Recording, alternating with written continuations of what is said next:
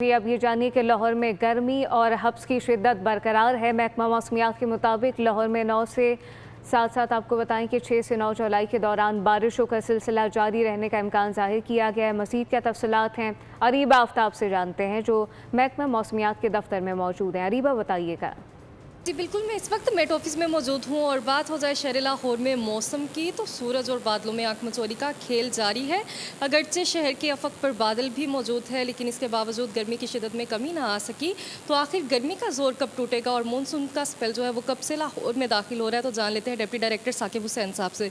आने वाले 24 घंटे के दौरान जो है पंजाब के जो लाहौर समेत पंजाब के जो मुख्तलिफ अजला हैं वो ज़्यादातर जो मौसम है वो गर्म और मरतूब है 24 से 48 घंटे के दौरान। जबकि जो शुमाली पंजाब है वहाँ पे सियालकोट नारोवाल में जो है हल्की बारिश के इम्कान हो सकते हैं।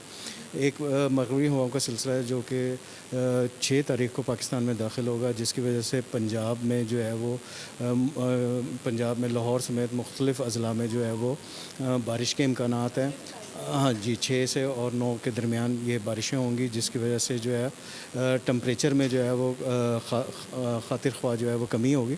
जी बिल्कुल, जैसा कि आपने जाना कि 6 जुलाई से जो है 9 के दरमियान जो है वो बारिश के इम्कानात है, जिसके बाद गर्मी का जोर टूट जाएगा, मौसम खुशगवार हो जाएगा। जी बहुत शुक्रिया।